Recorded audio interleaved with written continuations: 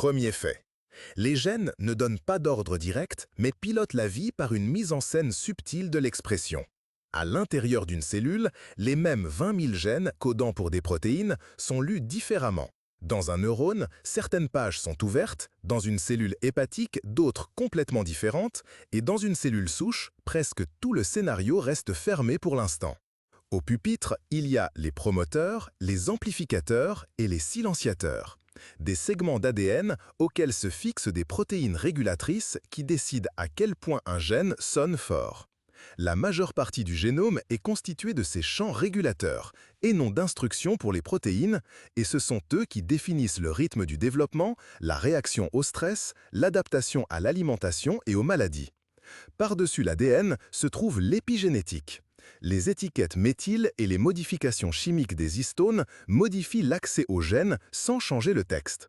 C'est pourquoi le même segment peut rester silencieux dans l'enfance et s'exprimer à l'âge adulte ou inversement. Ajouter l'empreinte, où l'un des allèles parentaux est intentionnellement étouffé, et l'inactivation aléatoire du chromosome X chez les femmes qui fait de l'organisme une mosaïque de caractères liés à l'X. Même les mutations dures fonctionnent de manière probabiliste. Il existe les notions de pénétrance et d'expressivité. Un gène augmente le risque ou définit une gamme d'expressions, plutôt que de forger le destin une fois pour toutes. C'est pourquoi ce qui est hérité n'est pas un verdict final, mais un système de réglage et de tolérance qui s'active différemment selon les tissus, les âges et les environnements. La vie est un travail constant d'interrupteur. Lorsque les cellules se divisent, que les plaies guérissent, que le sommeil change, qu'un muscle se développe après un entraînement, ce n'est pas un gène qui s'active, mais des centaines d'activations et d'atténuations coordonnées, respectant le temps, le lieu et l'intensité. En ce sens, ce ne sont pas les lettres de l'ADN qui dirigent, mais un orchestre de régulation qui interprète la même partition avec des millions de variations. Deuxième fait. Les habitudes de vie sont remplies de traits génétiques perceptibles sans microscope. Le traitement rapide ou lent de la caféine dépend de la variante du gène CYP1A2. Les métaboliseurs rapides boivent un expresso le soir et s'endorment calmement, les lents ressentent une augmentation plus prolongée de la pression artérielle et du rythme cardiaque. Et avec les variantes d'Adora 2A, ils ressentent davantage de tremblements et d'anxiété pour la même tasse. La perception de l'amertume du brocoli, de la roquette et du tonique est liée au récepteur TAS2R38. Les supergoûteurs perçoivent l'amertume plus tôt et plus intensément, évitent plus souvent les crucifères et déplacent involontairement leur régime alimentaire vers des saveurs plus douces, ce qui affecte la consommation de sel et de sucre. Tous les adultes ne digèrent pas le lait. La tolérance au lactose est déterminée par des variantes régulatrices à proximité du gène LCT. Là où l'élevage s'est historiquement développé, de telles variantes se sont propagées, transformant les produits laitiers d'aliments pour enfants en une ressource quotidienne d'énergie et de calcium. L'effet de rougissement à l'alcool chez certaines populations d'Asie de l'Est est une conséquence d'une variante moins active d'ALD2. L'acétaldéhyde s'accumule, provoquant chaleur et tachycardie. C'est un stop physiologique qui réduit la probabilité d'abus, mais avec une consommation persistante, il augmente les risques pour l'œsophage. Même le chronotype est marqué par des gènes. Les variantes de PR3, clock et d'autres régulateurs circadiens décalent l'horloge interne, rendant les alouettes plus productives le matin et les hiboux le soir. Le même ensemble influence la réaction au changement de fuseau horaire et au travail posté. Il est important de noter qu'aucun de ces exemples ne dicte rigoureusement le comportement. Un métabolisme lent de la caféine n'interdit pas le café, et l'amertume ne condamne pas à ne pas aimer les légumes. Les goûts peuvent être entraînés, les doses ajustées et le régime adapté. Mais les réglages génétiques expliquent pourquoi un même stimulus, pour différentes personnes, diffère tant en force et en conséquences. Troisième fait. Vos gènes tracent le schéma de construction et de reconfiguration du cerveau, déterminant quand il est plus facile d'apprendre et comment il résiste au stress. Dans les premières années de vie, selon leur plan, des milliards de synapses sont établies. À l'adolescence, certaines connexions sont élaguées et les voies sont myélinisées, augmentant la vitesse et la précision des signaux, comme si d'anciennes routes de terre étaient asphaltées. Les gènes de plasticité, ceux qui contrôlent les facteurs de croissance et la chimie des synapses, comme le BDNF et son récepteur, régulent la générosité avec laquelle le cerveau récompense l'entraînement par de nouvelles connexions. Ils déterminent si l'acquisition du vocabulaire est facile dans l'enfance ou à quelle vitesse vous apprenez la guitare à l'âge adulte. La variante Val 66 mètres du BDNF, selon de nombreux travaux, modifie la libération de protéines, dépendant de l'activité. Certains porteurs ont des performances légèrement inférieures en mémoire et une anxiété plus élevée. Ce n'est pas une condamnation, mais une nuance notable. Le gène COMT, qui décompose la dopamine dans le cortex préfrontal, a des variantes rapides et lentes qui modifient différemment la courbe d'efficacité. Certains trouvent plus facile de garder des tâches en tête dans des conditions calmes, d'autres sous la pression modérée d'une échéance. Sous surcharge, toute variante échoue. Des mutations rares dans FOXP2 montrent que la génétique participe également à la motricité articulaire. Des familles ont été décrites avec des troubles de la fluidité de la parole et des difficultés dans la programmation des mouvements de la parole. Ce n'est pas un gène du langage, mais un chef d'orchestre de plusieurs ensembles neuronaux. Les gènes du stress, y compris les régulateurs de la sensibilité au cortisol comme FKBP5, montrent comment l'expérience et l'hérédité s'entremêlent. Des événements difficiles dans l'enfance peuvent modifier les marques méthyliques et la réactivité de l'axe hypothalamo-hypophyso-surrénalien, augmentant ou diminuant les réponses anxieuses. Il existe des sujets controversés, comme les polymorphismes du transporteur de la sérotonine. La science affine les effets. L'essentiel, l'hérédité définit les plages et l'apprentissage, le sommeil, l'exercice, la psychothérapie et l'environnement déplacent les curseurs à l'intérieur de ces plages, redessinant la trajectoire de l'attention, de la mémoire et de la résilience. Quatrième fait. Les maladies ne sont pas seulement mutation égale maladie, mais une carte complexe de risques où certains gènes jouent en solo et d'autres en chœur. Les solistes comprennent des variantes rares mais puissantes. Les mutations dans BRCA1, BRCA2 augmentent considérablement les risques à vie de cancer du sein et de l'ovaire. La connaissance de celles-ci modifie les parcours de dépistage et conduit même à des opérations préventives et en thérapie, des médicaments ciblant les vulnérabilités de ces tumeurs sont utilisés. L'hypercholestérolémie familiale, défaut dans LDLR, ApoB ou PCSK9, élève le cholestérol mauvais dès l'enfance et accélère l'athérosclérose. Ici, des analyses précoces chez les parents et un traitement agressif sont utiles, y compris des médicaments inspirés par la découverte de variantes protectrices de PCSK9 perdant leur fonction chez certaines personnes ayant naturellement un faible taux de cholestérol.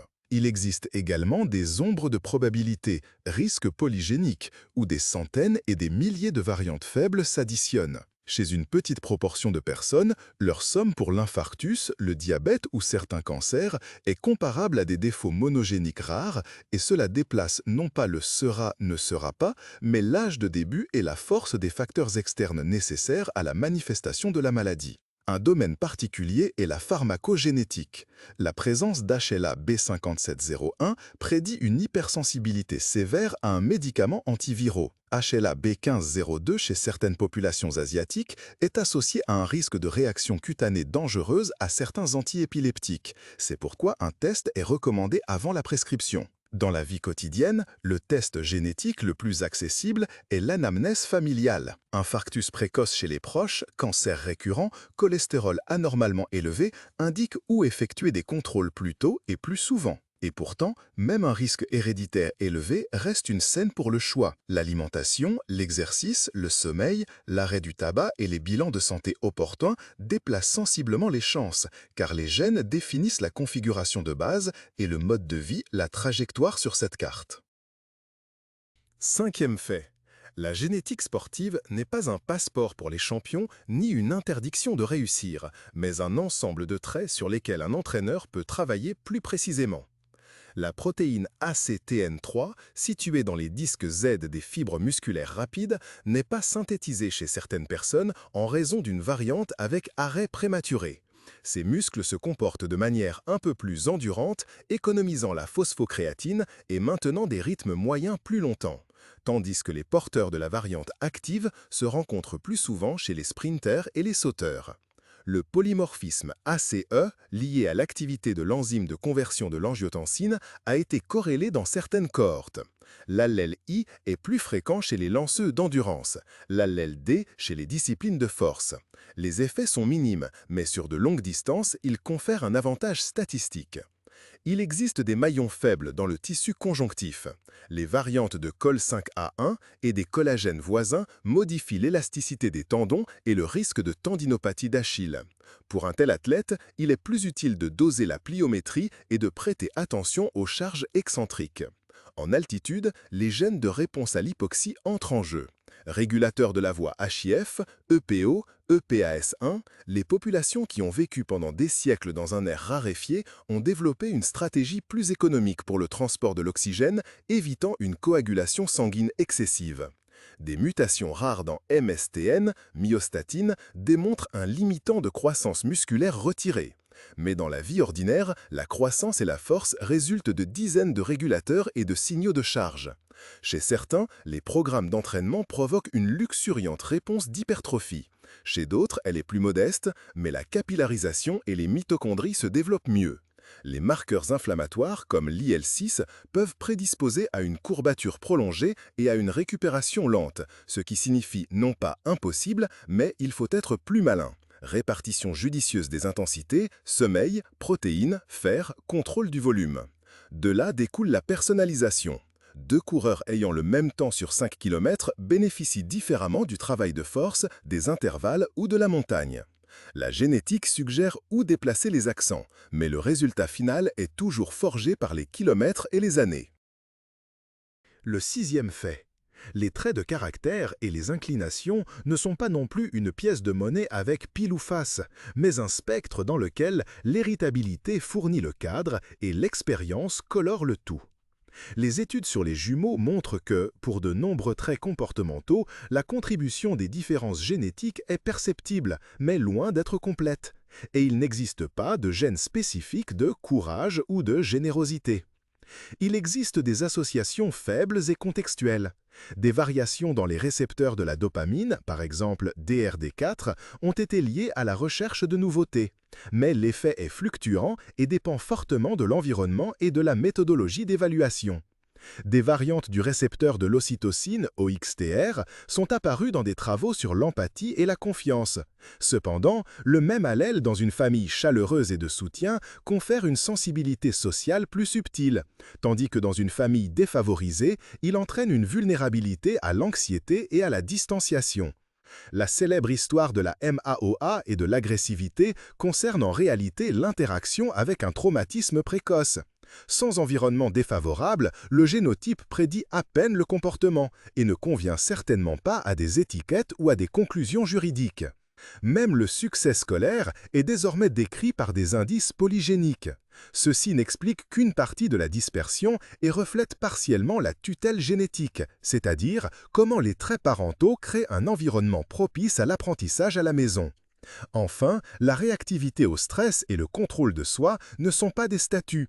Les marques épigénétiques sur les régions associées au cortisol changent sous l'influence des soins, des habitudes de sommeil, de la psychothérapie et de l'entraînement régulier de l'attention. Imaginez un enfant timide avec une configuration génétique sensible. Dans une classe bruyante, il se fige. Mais dans un environnement bien pensé, avec des règles et des rituels doux, ce même enfant devient un maître de la négociation subtile. Non pas malgré ses gènes, mais grâce à eux, car un système nerveux flexible se révèle mieux là où on lui permet d'entraîner ses compétences en toute sécurité. Les gènes ici ne sont ni une condamnation ni une indulgence, mais une notice d'utilisation de votre tempérament. Plus elle est lue avec précision, plus le choix de l'environnement et des habitudes est conscient. Le paysage génétique est une archive de l'évolution récente et oriente subtilement les décisions quotidiennes par l'héritage de l'environnement. L'allèle de la variante drépanocytaire de la bêta-globine dans la ceinture de la malaria confère au porteur un avantage contre l'infection grave à Plasmodium falciparum, bien qu'en homozygosie, elle entraîne la maladie. La déficience en G6PD a également historiquement limité la propagation du plasmodium, mais a rendu les globules rouges vulnérables aux oxydants, d'où les interdictions culturelles sur les fèves et la prudence avec certains médicaments en Méditerranée et en Asie. La variante négative du récepteur DUFI, DARC, pratiquement fixé dans certaines parties de l'Afrique tropicale, a bloqué l'entrée de P. vivax. Chez les Tibétains vivant en altitude, des régulateurs de la voie HIF-EPAS1 ont été sélectionnés permettant de tolérer l'hypoxie sans une coagulation sanguine excessive, tandis que les Andes offrent un profil d'adaptation différent, une hémoglobine et un volume pulmonaire plus élevé. La copialité du gène de l'amylase salivaire AMI1 varie. Les populations ayant historiquement une alimentation riche en amidon portent généralement plus de copies et produisent plus d'enzymes, ce qui modifie la vitesse de prédigestion des glucides et la courbe glycémique. La pigmentation de la peau est un compromis entre la protection contre les UV et la synthèse de la vitamine D. Les variantes SLC24A5, SLC45A2, OCA2-RC2 sont réparties selon la latitude et influencent le risque de coups de soleil, de cancer de la peau et de carence en vitamine D dans la même géographie. Le statut sécréteur FUT2, qui indique si les sucres du groupe sanguin ABO sont affichés sur les muqueuses, est lié à la vulnérabilité à plusieurs virus intestinaux. Certains non-sécréteurs sont moins sensibles aux souches courantes de norovirus, mais ont une composition de microbiote différente. Même les groupes sanguins agissent non pas comme des types de personnalités, mais comme des clés biochimiques. Des associations avec la gravité du choléra et certaines complications palutres ont été enregistrées dans diverses études, bien que la force des effets dépende de la souche et des circonstances. Ces nuances ne dictent pas le destin, mais suggèrent silencieusement où l'alimentation sera plus familière, où le soleil sera modérément bénéfique et où une infection nécessitera une vigilance particulière. Huitième fait. La pharmacogénétique révèle comment les gènes régissent non pas si un médicament fonctionne ou non, mais quelle voie lui est ouverte dans l'organisme. L'enzyme CYP2D6 transforme la codéine en morphine. Chez les métaboliseurs rapides, en raison de duplication du gène, le soulagement de la douleur est plus rapide et plus fort, allant jusqu'au risque de surdosage à des doses habituelles. Tandis que chez les lents, la codéine fonctionne à peine. C'est pourquoi les mêmes comprimés produisent des effets opposés. L'antiagrégant plaquettaire clopidogrel est un prodrogue. Dans les variantes avec perte de fonction de CYP2C19, son activation est réduite et les cardiologues choisissent des alternatives dans certains cas. Le réglage de la dose de warfarine dépend à la fois de CYP2C9 et de VKORC1. Certains patients sont plus sensibles et nécessitent des doses initiales plus faibles pour éviter les saignements, tandis que d'autres sont plus résistants. Les thiopurines, pour le traitement des leucémies et des maladies inflammatoires de l'intestin, dépendent des enzymes TPMT et NUDT15. En cas de faible activité, la toxicité augmente. C'est pourquoi les tests permettent de réduire la dose à l'avance. Le transporteur SLCO1B1 est lié au risque de myopathie à forte dose de certaines statines et UGT11 affecte la tolérance de l'irinotécan en oncologie. Ces exemples ne signifient pas que le gène a interdit le médicament. Il s'agit souvent d'ajuster la dose, de choisir la molécule ou de renforcer la surveillance, et c'est ainsi que la génétique passe d'une abstraction à une sécurité. Un détail important est le contexte. L'âge, les médicaments concomitants, la fonction hépatique et rénale affectent la pharmacocinétique autant que les gènes et les associations varient entre les populations. Mais la carte du métabolisme inscrite dans l'ADN explique pourquoi la dose standard, moyenne, est normale pour l'un, insignifiante pour un autre et excessive pour un troisième, et pourquoi la médecine progresse si activement vers la personnalisation de la thérapie. Le neuvième fait. Le vieillissement n'est pas un ressort cassé, mais une multitude de régulateurs qui modifient le rythme de réparation et l'économie des ressources dans chaque cellule. Certains gènes déterminent la fréquence à laquelle l'autophagie, le nettoyage des protéines et mitochondries endommagées, est activé. D'autres, la volonté des cellules à se diviser et la rapidité avec laquelle leurs fils téléphoniques, les télomères, se raccourcissent. Les différences héréditaires dans les composants de la télomérase, TERT-TERS, donnent le ton. Les familles avec des télomères très courts souffrent plus souvent de problèmes précoces de formation du sang et des poumons, tandis que des télomères excessivement longs ne sont pas non plus une bénédiction. Le risque de certaines tumeurs est plus élevé. La qualité de la réparation de l'ADN relie le vieillissement à de rares syndromes accélérés.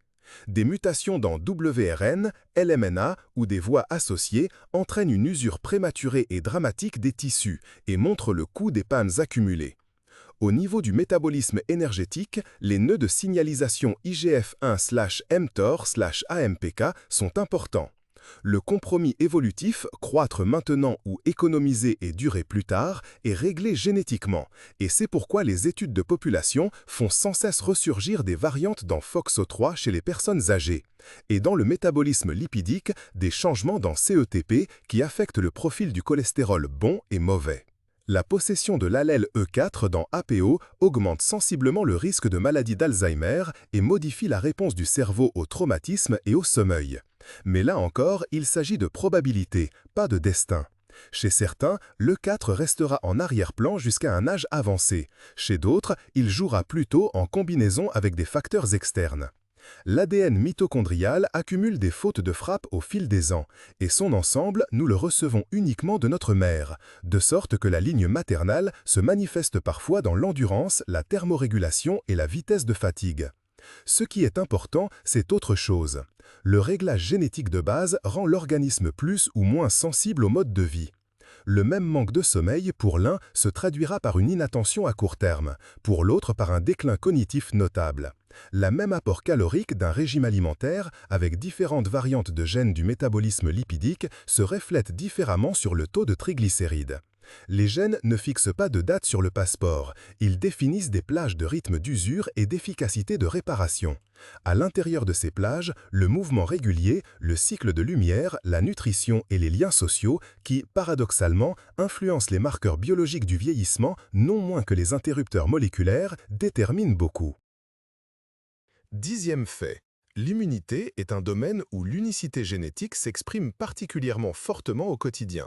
Selon les variantes HLA que vous portez, votre corps sait quel fragment de virus et de bactéries présente aux cellules T et quelle sera la force de la réponse. Certains allèles HLA, dans les études épidémiologiques, sont liés à une progression plus lente de certaines infections, d'autres à une plus grande vulnérabilité à des complications spécifiques. Mais le tableau le plus frappant se révèle dans l'auto-immunité. HLA B27 augmente considérablement le risque de spondylarthrite ankylosante. L'épitope commun dans HLA-DRB1, la polyarthrite rhumatoïde, et les combinaisons HLA-DQ2 et DQ8 sont nécessaires pour la maladie cœliaque, où le gluten devient l'étincelle de l'inflammation de l'intestin grêle. Cependant, nécessaire ne signifie pas suffisant. Les porteurs sont nombreux, ceux qui tombent malades sont une minorité, et les déclencheurs environnementaux, le microbiote et l'âge jouent un rôle décisif. L'altération de la barrière cutanée due à des variantes dans FLG, filagrine, rend l'eczéma et l'atopie plus probables. Une peau sèche laisse passer plus facilement les allergènes, et chez certains enfants, cela déclenche la marche atopique vers l'asthme et la rhinite allergique.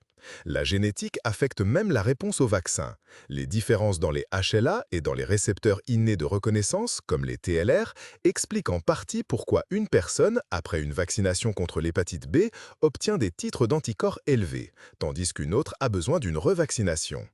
À l'intersection de l'immunité et de la reproduction se trouve la scène subtile de l'interaction des récepteurs KIR maternels avec le HLA-C fœtal. Leur combinaison influence statistiquement les risques de prééclampsie et les caractéristiques de la croissance fœtale, un autre exemple de la manière dont le dialogue génétique définit les parcours de vie avant la naissance. Nous avons déjà rencontré FUT2 en tant que secrétaire des groupes sanguins sur les muqueuses. C'est un bon exemple de la façon dont un réglage génétique modifie à la fois la résistance à des virus spécifiques et la composition du microbiote, et donc la prédisposition aux poussées inflammatoires. La somme de ces détails se transforme en quotidien. Certains trouvent plus bénéfique d'hydrater soigneusement leur peau et d'éviter les détergents agressifs. D'autres, avec un riche historique familial de maladies auto-immunes, prêtent plus d'attention aux symptômes atypiques et au dépistage. Et certains savent qu'une faible réponse à un vaccin n'est pas une immunité défaillante, mais un réglage individuel pour lequel il existe des protocoles de renforcement. La génétique immunitaire ne dicte pas de quoi vous tomberez malade, mais elle forme une carte de probabilité et d'indices sur laquelle vous marchez chaque jour, souvent sans remarquer les panneaux de signalisation, mais en les suivant.